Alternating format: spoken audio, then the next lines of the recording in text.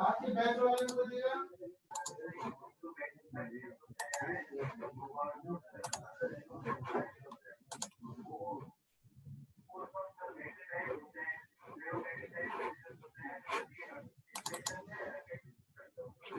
उसमें काम करो, कंट्रोल F8 दबाओ, कंट्रोल F8 इसमें नीचे की साइड में टूल बार में तुम्हारे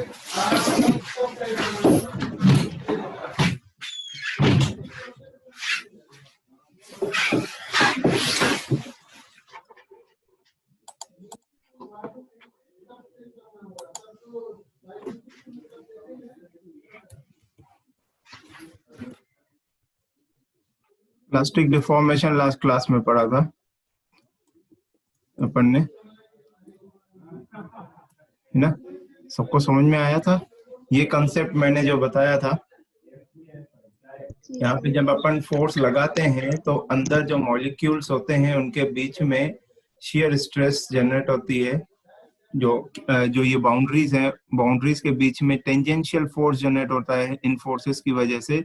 और ये टेंजेंशियल फोर्सेस क्या करते हैं, आपको जनरेट करते हैं शियर स्ट्रेसेस। इन शियर स्ट्रेसेस की वजह से ही आपका क्या होता है, ये जो ग्रेन से अपना फिर से क्रिस्टलाइन फॉर्मेशन, मतलब अगेन नया क्रिस्टलाइन फॉर्मेशन करने लगते हैं, ऐसा टाइप का खींचने लगते हैं, तो जिससे कि इसकी मटेरियल की स्ट्रेंथ बढ़ती जाती है। जैसे जैसे स्ट्रेंथ बढ़ती जाती है यहाँ पे फाइनली पहुंच जाती है स्ट्रेंथ। कल मैंने आप लोगों के साथ शेयर भी किया था लैब में भी, कि यहाँ पे पहुंचने के बाद फिर धीरे धीरे जैसे ही उसमें माइक्रो क्रैक्स आने लगते हैं, माइक्रो क्रैक्स इनके बीच में, फिर माइक्रो क्रैक्स कैसे आते हैं, तो जैसे जैसे बढ़ता जाता है फोर्स, दोनों मतलब जो बाउंड्रीज के बीच में शेयर स्ट्रेस बढ़ती जाती है। शेयर स्ट्रेस बढ़ते बढ़ते इतना ज्यादा बढ़ता जाता है कि वो दो बाउंड्री है ना, उनके बीच में गैप बन जाता है।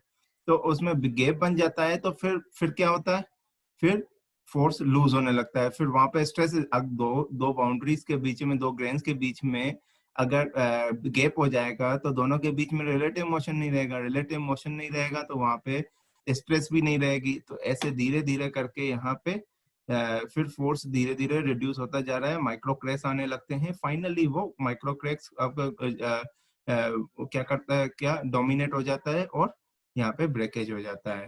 ठीक है, तो जो मैक्सिमम वैल्यू है यहाँ पे शियर स्ट्रेस की पहुंचती है उसको अपन बोलते हैं क्रिटिकल रिजॉल्व्ड शियर स्ट्रेस। ठीक है, इसके बारे में आगे अपन अभी पढ़ेंगे।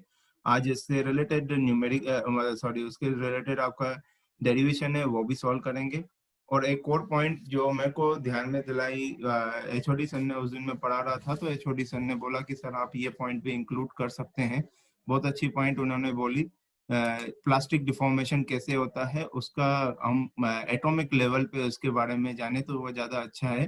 तो उन्होंने बात बताई थी तो वो चीज मेरे को पता थी, पर आपको मैंने एटॉमिक लेवल पे उसको नहीं बताया, तो आज उसको मैं बताता हूँ। एक्चुअली क्या होता है कि कैसे होता है प्लास्टिक डिफॉर्मेशन। अगर एटॉमिक लेवल पे इसकी मैकेनिज्म देखी जाए, ऐसा होता है कि जब दो एटम एक दूसरे से जुड़े हुए रहते हैं तो उनके बीच में बाउंडिंग होती है, उसको बोलते हैं एटॉमिक बॉन्ड बोलते हैं अपन। तो दो जो बाउंडिंग होती है तो उन दोनों के बीच इंटर एटॉमिक फोर्स होता है। इंटर एटॉमिक फोर्स, दो एटम एक दूसरे के साथ जुड़े हुए होते हैं with the help of inter atomic force.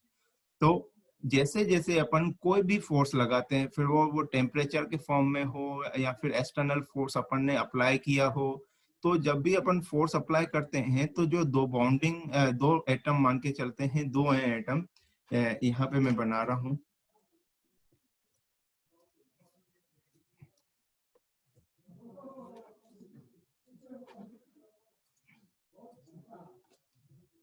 दो एटम है, दोनों के बीच में ये बॉन्डिंग है। ठीक है, जैसे ही फोर्स अप्लाई होता है, मान लीजिए हीट अप्लाई किया मतलब अप्लाई किया है, वो भी one of the form of force है जो आप लोगों के साथ डिस्कस किया था।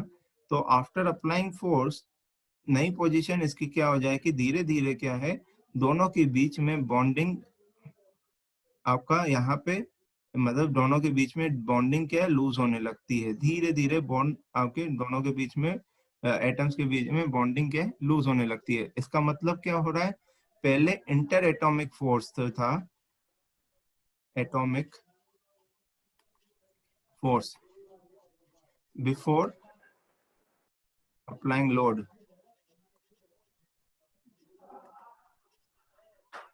बिफोर अप्लाइंग लोड जो इंटर एटॉमिक फोर्स था वो डोमिनेट कर रहा था। वो क्या है, वो डोमिनेट कर रहा था। दो तरह के फोर्स यहाँ पे एग्जिस्ट करेंगे, एक तो इंटर एटॉमिक फोर्स, दूसरा काइनेटिक एनर्जी, है ना, इंटर डोमिनेट। ठीक है, इसके बाद आफ्टर अप्लाइंग लोड,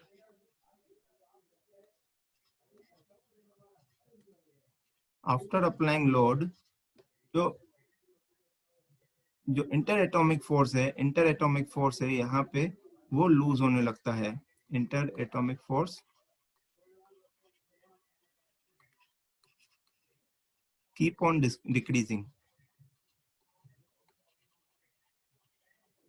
अब ये फोर्स कहीं ना कहीं तो जाएगा ही, ये फोर्स आपका कहीं ना कहीं तो जाएगा, तो मतलब धीरे धीरे आपका यहाँ पे क्या होता है, इंटर एटॉमिक फोर्स डिक्रीज होता जाता है। तो ये इंटर एटॉमिक फोर्स जो डिक्रीज हो रहा है वो किसके फॉर्म में आगे चल के मिलता है, एटम्स के भी, एटम जो है उनके उनमें जो क्या मिलता है अपन को, काइनेटिक एनर्जी बढ़ती जाती है, काइनेटिक एनर्जी बढ़ती जाती है। धीरे धीरे एक टाइम ऐसा आता है कि आपका ये बॉन्ड क्या है, ब्रेक हो जाता है, बॉन्ड ब्रेक हो जाता है। जैसे ही बॉन्ड ब्रेक हो जाएगा, बॉन्ड ब्रेक हो जाएगा तो इन एटम्स की काइनेटिक एनर्जी बहुत ज्यादा बढ़ जाएगी। तो ये एटम जो है ना वो दूसरी जगह पे चला जाएगा जहां पे उसको जगह मिलेगी। तो ये जो प्रोसेस होती है, ये जो मैकेनिज्म है, उसी को ही अपन क्या कहते हैं, परमानेंट डिफॉर्मेशन, प्लास्टिक डिफॉर्मेशन। इसी को ही अपन क्या कहते हैं, प्लास्टिक डिफॉर्मेशन। अगर एटॉमिक पॉइंट ऑफ व्यू से देखा जाए तो इसकी मैकेनिज्म ऐसे होती है। ठीक है, आया समझ में प्लास्टिक डिफॉर्मेशन कैसे होता है। आफ्टर अप्लाइंग लोड, लोड किसी भी फॉर्म में हो सकता है, हीट के फॉर्म में हो सकता है, एक्सटर्नल फोर्स अप्लाई कर सकते हैं। तो जिस भी फॉर्म में फोर्स अप्लाई किया जाता है, पहले इंटर एटॉमिक बॉन्डिंग रहती है दोनों दो एटम्स के बीच में। तो जैसे जैसे अपन फोर्स अप्लाई करते जाते हैं तो दोनों के बीच में इंटर एटॉमिक बॉन्डिंग क्या है, वीक होती जाती है और kinetic energy of the atom increase होता जाता है। तो एक ऐसा टाइम आता है कि दोनों के बीच में फोर्स अप्लाई करते जाते हैं और एटॉमिक बॉन्डिंग दोनों के बीच में ब्रेक हो जाती है। ब्रेक हो जाती है तो एटम कहीं ना कहीं जाएगा, क्योंकि उसके बीच में अब काइनेटिक एनर्जी बहुत ज्यादा बढ़ गई है। तो काइनेटिक एनर्जी के बढ़ने की वजह से एटम वहां जाएगा जहां पे उसकी, जहाँ पे उसको जगह मिलेगी वहां पे जाएगा। ठीक है, आया समझ में। तो ये उसके कंसेप्ट। बाद क्या होगा सर? उसके बाद बेटा वो क्या है कि देखो ये एटम जो है, ये एटम जो है, यहाँ पे कोई एटम है मान लीजिए। अब ये एटम ब्रेक होके यहाँ पे इधर चला गया। ठीक है, अब इसके पास आगे आ गया तो फिर ये इसके साथ बॉन्डिंग बना लेगा, इसके साथ बॉन्डिंग बना लेगा। भाई देखिए, प्लास्टिक डिफॉर्मेशन हो जाने के बाद इसका मतलब ये थोड़ी हो रहा है कि प्लास्टिक डिफॉर्मेशन हो रहा है तो मटेरियल फेल ही हो जा रहा है, मटेरियल फ्रैक्चर हो जा रहा है। तो जब तक मटेरियल फ्रैक्चर कब बाद में होगा, जब अंदर के अंदर क्रैकिंग होगी, तब तक क्या है, जब एटम एटम तब तक वहां पे एग्जिस्ट करते रहेंगे जब तक एटॉमिक बॉन्डिंग बनती रहेगी। तो एक एटम जब टूटेगा किसी और जगह जाएगा तो वो दूसरे एटम के साथ बॉन्डिंग बना लेगा। तो ऐसे प्रोसेस चलती रहती है जब तक आपका यहाँ पे ये आपका मटेरियल में फोर्स एग्जिस्ट करता रहता है। ठीक है, और अगर लोड अप्लाई बढ़ाते जाएंगे तो हो सकता है कि बॉन्डिंग इतनी वीक हो जाए कि वहां पे जो, फिर उसके बाद आपकी बात आती है ग्रेन्स की बात आती है। एटॉमिक की बात होने के बाद आपकी बात आती है किसकी, ग्रेन्स की बात आती है। जब ग्रेन बाउंड्रीज जो होती हैं, दो ग्रेन से दो बाउंड्रीज हैं, अब जब तक ग्रेन बाउंड्रीज के बीच में, ग्रेन्स के बीच में बाउंड्री बनी हुई रहेगी, कोई गैप नहीं रहेगा, तब तक एटॉमिक बॉन्डिंग बनी रहती है। और जैसे ही दोनों के ग्रेन्स के बीच में आपकी गैप आने लगेगा, मतलब बाउंड्री नहीं रहेगी, तो फिर मतलब वहां पे क्रैक आने लगता है, माइक्रो क्रैक आने लगते हैं। तो माइक्रो क्रैक जो फिर और फोर्स अप्लाई करने के बाद माइक्रो क्रैक जो है डोमिनेट होते हैं, और वो क्या है, आपको मैक्रो क्रैक में कन्वर्ट होने लगते हैं, और मैक्रो क्रैक में कन्वर्ट होके फाइनली यहाँ पे फ्रैक्चर हो जाता है। ठीक है, ऐसा समझ में। तो इसके लिए एक, सर इस पूरे बोलो सर एक डाउट है सर। बोलो। सर इस पूरे प्रोसेस में ये कैसे पता चल रहा है कि ये प्लास्टिकली डिफॉर्मेशन ही हो रहा है? प्लास्टिकली डिफॉर्मेशन का मतलब आप समझिए ऐसा क्या क्या मतलब समझे हो आप, ये बताइए पहले तो। सर अगर अपन लोग कोई फोर्स लगाते हैं और उसको हटाने के बाद में वो उसकी इनिशियल कंडीशन में नहीं आता है तो फिर वो प्लास्टिकली डिफॉर्म हो जाता है बात कोई कर भी रहे हो कंडीशन। प्लास्टिसिटी प्रॉपर्टी की बात कर रहे हो, प्लास्टिक डिफॉर्मेशन के बारे में बताइए जो पिछली बार मैंने आपको बताया था।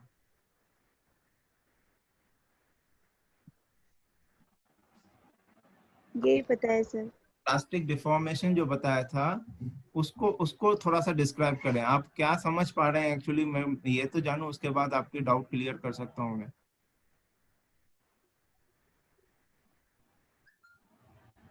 प्लास्टिक डिफॉर्मेशन एक्चुअली क्या होता है कि जब अपन फोर्स अप्लाई करते हैं तो डायमेंशन चेंज होते रहता है, डायमेंशन चेंज होते रहता है। पहले क्या है, मटेरियल इलास्टिक जोन में रहता है, इलास्टिक जोन में जब रहता है तो तब भी तो एटम्स की पोजीशन तब भी आपका वहां पे क्या होता है, इंटर एटॉमिक फोर्स और काइनेटिक एनर्जी आपका एग्जिस्ट करता है जब इलास्टिक जोन में रहता है। पर इलास्टिक जोन जब तक इलास्टिक जोन में है और लोड अप्लाई करके अपन रिमूव करते हैं तो आपके जो एटम्स हैं, एटम्स जो हैं अपनी जगह पे फिर से वापस आ जाते हैं जब लोड रिमूव हो जाता है। मतलब वहां पे काइनेटिक एनर्जी इतनी ज्यादा नहीं हो पाती है एटम्स की कि वो बॉन्ड को ब्रेक कर सके, एटॉमिक बॉन्ड को ब्रेक कर सके। मतलब आपके जिस एटम बिफोर अप्लाइंग लोड, एक एटम जो जिस दूसरे एटम के साथ जुड़ा हुआ है, आफ्टर अप्लाइंग लोड भी उसी एटम के साथ ही जुड़ा हुआ रहता है। मतलब बॉन्डिंग नहीं टूट पाती है जब तक आपका इलास्टिक जोन है, तब तक बॉन्डिंग नहीं टूट पाती है। जैसे ही आपका इलास्टिक रीजन को पार्ट करने लगता है करता है आफ्टर अप्लाइंग लोड, तो यहाँ पे आपका काइनेटिक एनर्जी इतना डोमिनेट करता है कि यहाँ पे ब्रेक कर देता है इसको। इसी को अपन क्या कहते हैं, प्लास्टिक डिफॉर्मेशन। ठीक है, इसी को कहते हैं प्लास्टिक डिफॉर्मेशन। ठीक है ना। जैसे ही ब्रेकेज होता है तो फिर यहाँ पे देखिए, जब अपन लोड अप्लाई करते हैं तो इलास्टिक जोन में डायमेंशन तो चेंज होगा ही, डायमेंशन तो चेंज होगा ही होगा। ये डायमेंशन चेंज हो रहा है, और डायमेंशन चेंज हो रहा है तो जब इसको लोड रिमूव करते हैं लोड को रिमूव करते हैं तो वापस ये जो लाइन है, जो पहले जो पोजीशन थी बिल्कुल वैसे की वैसी बाद में फिर से पोजीशन हो जाती है ना। तो ये कब होगा, जब बॉन्डिंग टूटेगी नहीं, दो एटम्स के बीच में बॉन्डिंग नहीं टूटे। और अगर बॉन्डिंग टूट गई है उसके बाद लोड को रिमूव कर रहे हो तो जैसा डायमेंशन आपको आफ्टर अप्लाइंग लोड मिल रहा है वही आपको पोजीशन का डायमेंशन, मटेरियल का डायमेंशन आपको मिलेगा। है समझ में? इसको कहते यस हैं सर। सर पर थोड़ा सा तो वापस भी आना चाहिए ना सर, क्योंकि जो इलास्टिक डिफॉर्मेशन है वो तो सर फोर्स हटने के बाद वापस हट जाता है ना। Plastic deformation. Elastic elastic sir, sir जब आपकी जैसे आवाज वो क्या ब्रेक हो इलास्टिक रही लिमिट है? से मतलब ज्यादा। हेलो सर, अब आ रही क्या सर क्लियर? हाँ बोलो।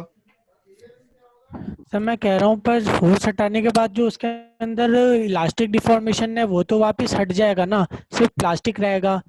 तो वापस भी तो थोड़ा पास में आने चाहिए ना सर ये। पास आने की है मतलब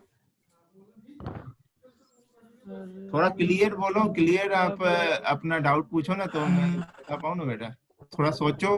सर एक मिनट सर, मैं एनोटेट करके बता रहा हूँ सर। सर नहीं नहीं है जैसे मान एनोटेट। लो इस एक मिनट, हाँ नहीं सर ऑप्शन है आ रहा है। कलर कहाँ से चेंज करते हैं ये रहा। तो जैसे मैं मान लो अपन ने इस लेवल पे अपन ने वापस फोर्स रिलीज कर दी। हेलो, किस पोजीशन पे? यहाँ पे मैंने ये एनोटेट किया है सर, यहाँ पे पीक आगे देखिए सर यहाँ पे। ये हाँ यहाँ पे। ये तो हाँ इलास्टिक, सर। यहाँ तो प्लास्टिक जोन आ गया ना, ये तो आपका क्या है, हाँ हाँ सर। ये पॉइंट है हाँ ये सर तो। पर यहाँ पे लाके अपन ने अगर लोड छोड़ा है तो सर फिर अपन ये जो ये वाली लाइन है इसके पैरेलल लाइन बनाते हैं ना सर, हम्म कि कितना प्लास्टिक डिफॉर्मेशन हुआ वो निकालने के लिए, हम्म। कि अब स्ट्रेन इसमें कितना रह जाएगा। तो ये वाला तो स्ट्रेन ई होगा, मतलब एप्सिलॉन ई। क्योंकि ये वाला तो रीगेन हो जाएगा, ये इलास्टिक होगा, और सिर्फ ये वाला जो है ये प्लास्टिक होगा स्ट्रेन। हम्म, तो सर मैं ये कह रहा अगर ये जब बॉन्ड इससे टूट गया और ये उस जगह पे जाके फिक्स हो जाएगा, बट इस थ्योरी के हिसाब से तो ये थोड़ा सा तो वापस आना चाहिए ना, जो इसका इलास्टिक स्ट्रेन है सिर्फ उतना ही आपका रहना चाहिए वही बात है ना, जितना आप क्या कह रहे हो प्लास्टिक यहाँ स्ट्रेन पे? है। आप जो बोल रहे हैं ना, आप इसको हाँ कॉम्बाइन गलत तरीके से कर रहे हो। यहाँ पे अब पूरा मिटा दो जो भी आपने लिखा है। हाँ सर, अब मैं बता रहा हूँ, कर दिया सर। मैंने क्या बोला कि जब बॉन्ड ब्रेक होता है, बॉन्ड ब्रेक हाँ होता है तो एक एटम क्या है, जो भी एटम है वो डिस्ट्रीब्यूट हो जाते हैं अलग अलग जगह पे, डिस्ट्रीब्यूट होंगे। इतना तो पता है, जहाँ पे स्पेस मिलेगा वहां चला जाएगा। अब जहाँ स्पेस मिलेगा उसके सामने जो भी एटम होगा फिर से उसके साथ बॉन्डिंग बना लेगा, वो किसी और के साथ बॉन्डिंग बना लेगा। इसीलिए तो यहाँ पे स्ट्रेन दिख रहा है मटेरियल में, इसीलिए तो स्ट्रेन दिख रहा है। यही तो चेंजेस हैं एटॉमिक एटम में, यही तो चेंजेस हैं जो आपको यहाँ पे स्ट्रेन दिखा रहा है। नहीं तो ये पॉइंट इधर नहीं होता। अगर फिर से यहाँ पे बॉन्डिंग बनाता उसी एटम के साथ तो ये यहाँ पे पॉइंट पे वापस नहीं आ जाता वो। नहीं सर, बट मैं यूँ कहना हूँ फोर्स कुछ आ रहा है समझ में कि नहीं? हाँ सर वो तो आ रहा है, बट सर मैं आपकी आवाज बिल्कुल बंद हो चुकी है अब। मैं किसी और दिन पूछता हूँ सर। अब भी आ रही है। अभी आ रही है बेटा? अच्छा सर, मैं यूँ पूछ रहा था सर, बट जैसे फोर्स लगा रहे हैं तब ये कहीं और चला गया, बट फोर्स रिलीज कहीं करने पे और नहीं थोड़ा गया। सा तो वापस। आप वही तो नहीं समझे हो, आप यही नहीं समझे हो। यहाँ पे ब्रेक की बात हो रही है, आप यहाँ पे पॉइंट बता रहे हो ना, ये पॉइंट यहाँ पे बता रहे हो ना। यहाँ पे ब्रेकेज तो हुआ नहीं है मटेरियल का, यहाँ पे फ्रैक्चर हुआ है क्या? यहाँ पे नहीं हुआ है फ्रैक्चर तो नहीं नहीं। सर, मैं एटॉमिक ब्रेक, एटॉमिक जो बाउंडिंग की ब्रेक की बात कब कर रहा हूँ? जब फ्रैक्चर हो जा रहा है तब की बात कर रहा हूँ। अगर इस पॉइंट पे ओके है, सर। इस पॉइंट पे है तो दोनों के बीच में डिस्टेंस बढ़ेगा। एटम के बीच में पहले डिस्टेंस इतना था, तो पी पॉइंट पे हो सकता है यहाँ पे डिस्टेंस इतना रहेगा। आया समझ में? डिस्टेंस दोनों के बीच में बढ़ेगा, तो डिस्टेंस जैसे जैसे बढ़ता जाएगा एटॉमिक इंटर एटॉमिक फोर्स कम होता जाएगा। इतना पता है कि नहीं पता है आपको?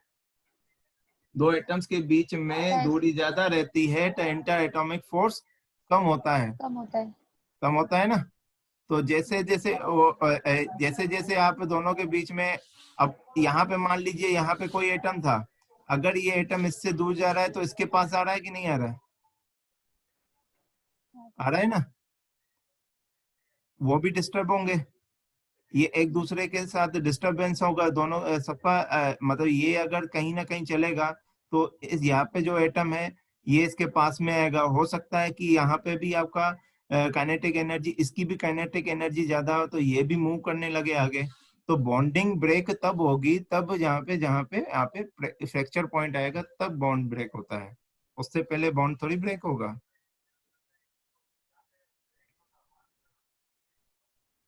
आया समझ में? Yes sir. हुआ क्लियर? कुछ नहीं हुआ? हो गया सर। हम्म, हो गया सर। पक्का? हाँ सर। बढ़ सकते हैं आगे? Yes sir. चलिए ठीक है।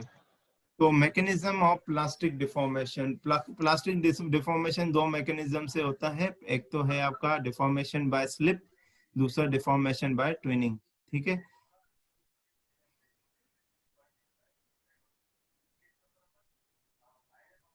तो सबसे पहले अपन डिस्कस करते हैं डिफॉर्मेशन बाय स्लिप। यहाँ पे आप डायग्राम देख सकते हैं, डायग्राम आप देख सकते हैं। ये डायग्राम जो है यहाँ पे आपको एटम अरेंजमेंट, क्रिस्टल अरेंजमेंट दिख रहा है। जब भी किसी भी मटेरियल पे फोर्स अप्लाई किया जाता है, यहाँ पे ये मान लीजिए पूरा एक मटेरियल है, ब्लॉक है, ठीक है, ये एक ब्लॉक है, उस पे अपन ने फोर्स अप्लाई किया है। जब अपन फोर्स अप्लाई करते हैं तो फोर्स अप्लाई करते हैं तो जो आपके क्रिस्टल जो क्रिस्टलाइन जो है क्रिस्टलाइन जो है यहाँ पे, ये एटम्स जो हैं वो वहां पे दोनों के बीच में क्या है, शेयर स्ट्रेस जनरेट होता है। ऐसे यहाँ पे ये जैसे ये फोर्स दिखा रहा है, ये फोर्स जो है अंदर जो होता है आपका, जैसे ये लेयर है आपका, जो एक बॉडी है नंबर ऑफ लेयर से मिलके बनी हुई होती है, नंबर ऑफ लेयर से मिलके बनी हुई होती है। ठीक है। आपको मैं आगे डायग्राम है इसको दिखाऊंगा तो उससे आपको और क्लियर हो जाएगा। ये देखिए यहाँ पे जैसे अपन फोर्स अप्लाई कर रहे हैं, ये देखिए ये वाला डायग्राम आपको दिख रहा है, ये बिल्कुल स्लिप का डायग्राम है। जैसे अपन फोर्स अप्लाई करते हैं, ये पहले क्या है आपका, ये लेयर ऐसे थी, नंबर ऑफ लेयर, इसको नंबर ऑफ लेयर में कन्वर्ट कर दिया मैंने, एक ब्लॉक को एक बार को।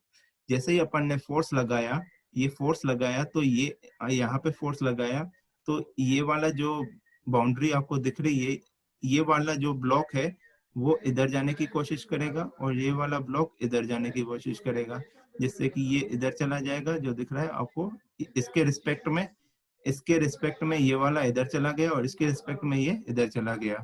ऐसे ही कंटिन्यू हर एक लेयर पे आपका ऐसे आपका ये क्या यहाँ पे क्या हो रहा है, देखिए ये अपन ने फोर्स कौन सा अप्लाई किया है, टेंसाइल फोर्स अप्लाई किया है।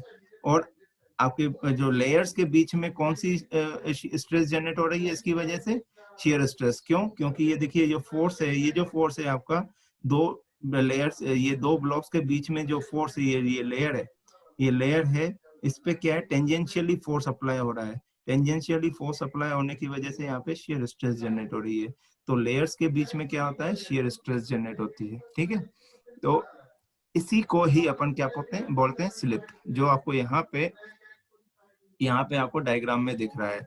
जैसे ही पहले फोर्स अप्लाई हुआ तो पहले तो एटम जो है अपनी उसी जगह पे ही है, पर इसका जो ओरिएंटेशन है वो चेंज हो गया। पहले ये सीधा बिल्कुल आपको रेक्टेंगल दिखा रहा है, यहाँ पे आपको बिल्कुल इसका ये चेंज हो गया पोजीशन। ठीक है, ये चेंज हो गया। और अगर फोर्स लगाओगे तो एटम अपनी पोजीशन छोड़ देगा। मतलब यहाँ पे जैसे ये डायग्राम दिख रहा है, ये एटम ने मतलब यहाँ पे देखिए, ये प्लेन मान लीजिए स्लिप प्लेन, इसको ये स्लिप प्लेन होता है, इसको बोलते हैं स्लिप प्लेन। ठीक है, जहाँ पे स्लिप हुआ है ये स्लिप प्लेन है।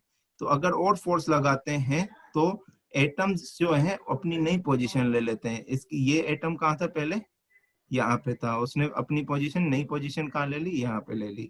तो अगर पोजीशन बिल्कुल आपको पैरेलल और सेम डायरेक्शन में दिखती है, पोजीशन अगर पैरेलल और सेम डायरेक्शन में दिखती है, जैसे यहाँ पे भी देखिए, अगर ये इधर गया तो ये वाला एटम आगे चला जाएगा, मतलब ये एटम आपका कहाँ चला गया, यहाँ पे, ये एटम आपका यहाँ पे, ये एटम आपका यहाँ पे चला गया। ठीक है, तो ये पोजीशन आपको दिख रहा है कि बिल्कुल सारे एटम्स जो हैं वो एक ही डायरेक्शन में, सेम डायरेक्शन में पैरेलल ही जा रहे हैं। तो इस टाइप के डिफॉर्मेशन को बोला जाता है स्लिप। इस टाइप के डिफॉर्मेशन को बोला जाता है स्लिप। फिर उसके बाद जब अपन लोड को रिमूव करते हैं, जैसे कि लोड रिमूव किया है, तो ये अपने फिर से क्रिस्टलाइन फॉर्मेशन में आ जाते हैं विद द न्यू पोजीशन। यहाँ पे देख सकते हैं, ये देखिए, ये इसकी नई पोजीशन है, ये इसकी नई पोजीशन है। पर उन्होंने ये बिल्कुल आपके एटम्स क्या हो गए, बिल्कुल सीधे हो गए आफ्टर अप्लाइंग लोड।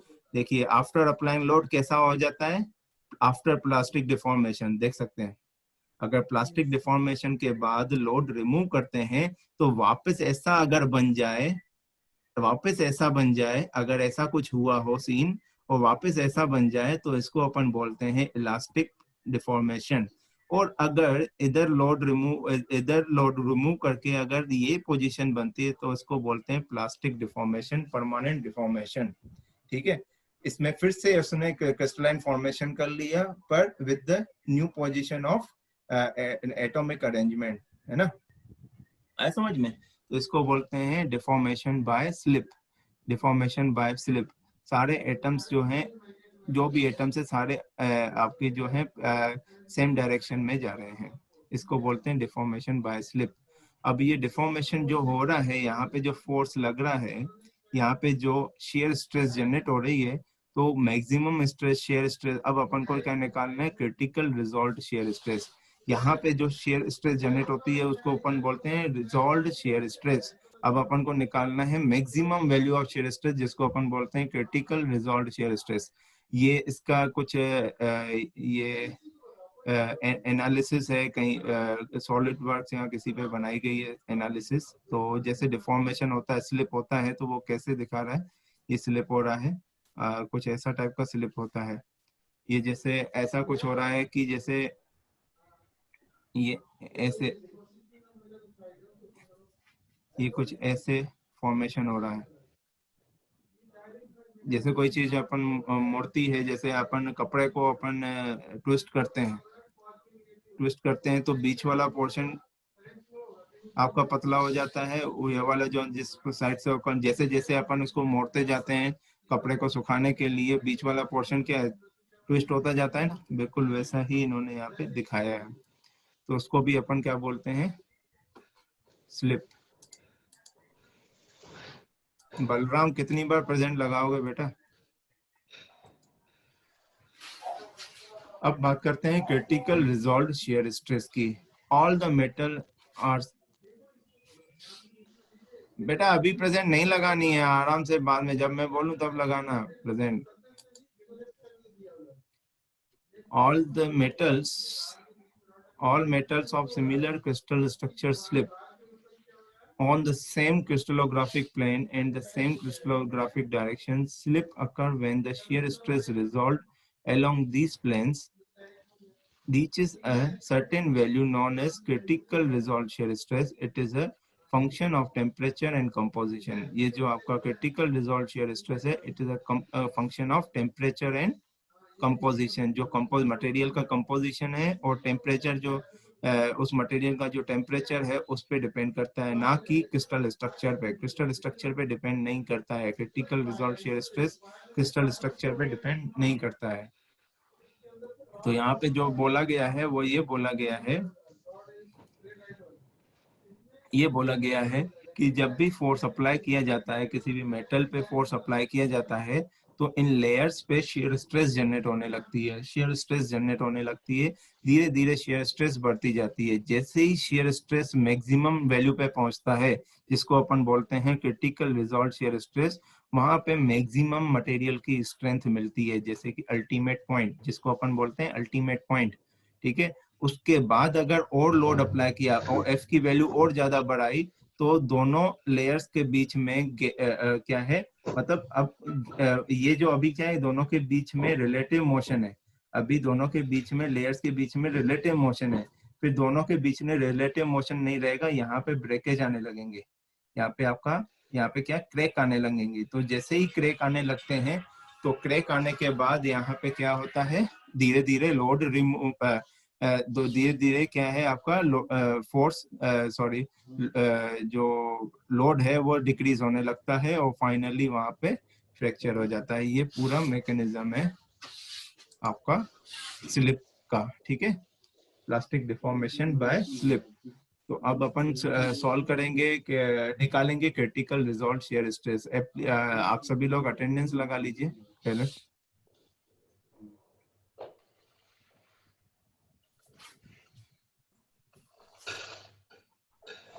अटेंडेंस अभी लगा लीजिए।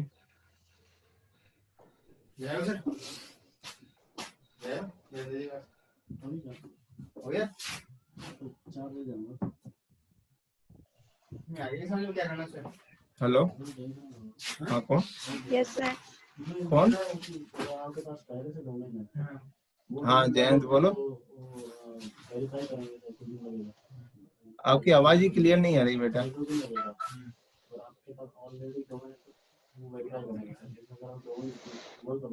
सेमिनार की रिपोर्ट इंडिविजुअल फैकल्टी को भेजना है क्या?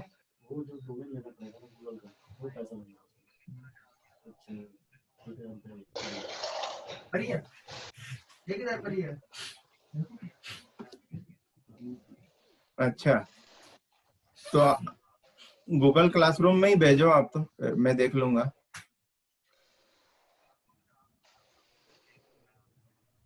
उसी में बना दो ना, उसी में डाल दो ना, फिर से नया बनाऊं मैं क्लासरूम?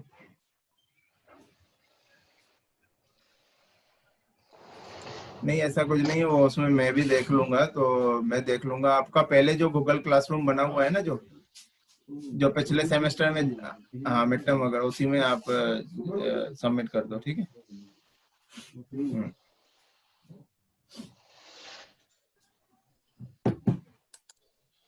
हो गई अटेंडेंस सबकी? यस ये सर। देखिए, अब मैकेनिज्म के बाद अब अपन अब करेंगे डेरिवेशन, सॉल्व करेंगे। कुछ ऐसा टाइप का आपको यहाँ पे देखेगा स्लिप। ये स्लिप प्लेन है, जो स्लिप हुई है इसको प्लेन ये डायरेक्शन ऑफ द फोर्स है ना, और ये स्लिप की डायरेक्शन, और ये जो है आपका ये वाली जो है नॉर्मल टू स्लिप प्लेन, ये जो लाइन जो दिख रही है नॉर्मल टू स्लिप प्लेन मतलब इस पॉइंट के परपेंडिकुलर है, ठीक है, ऐसे नहीं जा रही है, आप थोड़ा समझ के चलिए इसको।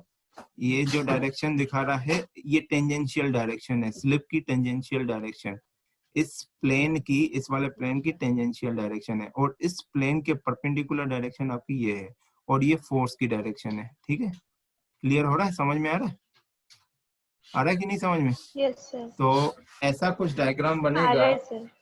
अगर 2D में डायग्राम बनाऊं तो कुछ ऐसा बनेगा आपका, एक बार है, सर्कुलर बार,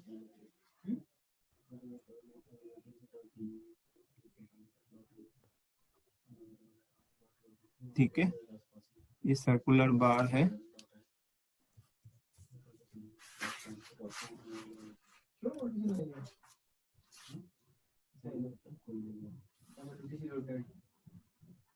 ठीक है।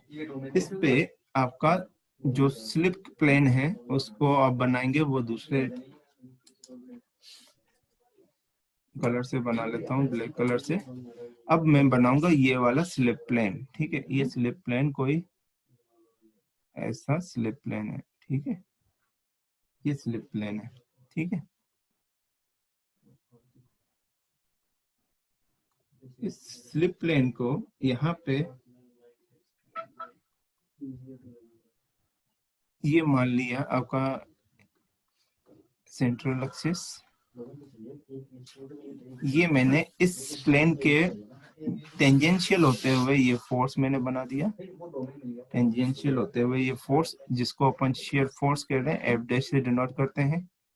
ये वाला जो फोर्स है आपका एफ,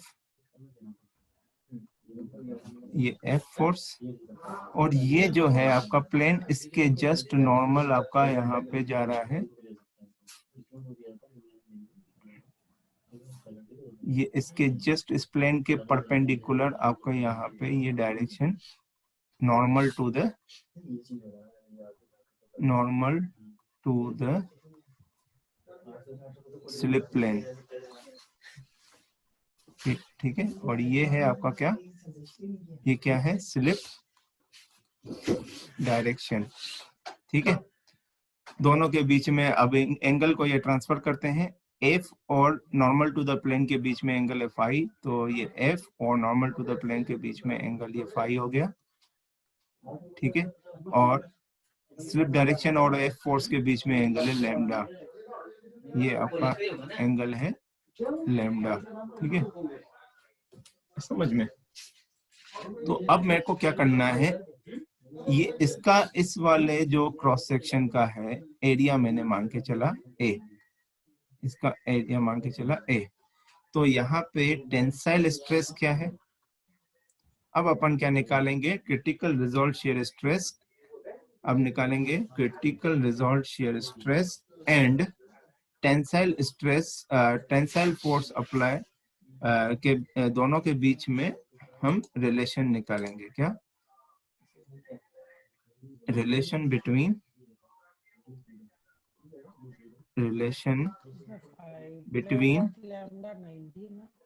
हेमंत कुछ बोल रहे हो क्या, आपकी आवाज बहुत स्लो आ रही है।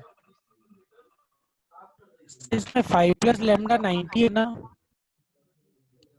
5 प्लस लैम्डा 90 कब होगा, जब ये देखिए ये 5 प्लस 90 कैसे होगा, ये 90 कैसे होगा, जरूरी नहीं है ये 90 हो भाई, आपका ये पॉइंट, ये जो है जो फोर्स मैंने बनाया है, स्लिप डायरेक्शन बनाई है ये फोर्स की, ये टेंजेंशियल टू दिस एरिया है, वो इधर भी हो सकता है, वो ऐसे भी हो सकता है, इधर भी हो सकता है, इधर भी हो सकता है कि नहीं। हाँ बट सर ये नॉर्मल टू स्लिप तो मतलब ये एरिया के 90 है, तो सर इसके भी तो 90 हुआ ये ना दोनों सर। मिलके 90 हैं, ये दोनों मिलके तो 90 हैं हाँ हमेशा, ये तो पूछ लो सर। ये हाँ दोनों सर। मिलके तो हाँ 90 हैं हमेशा, ठीक है, पर ये जरूरी नहीं है कि ये 45 और ये 45 हो, ठीक है। हाँ नहीं सर वो नहीं कहा।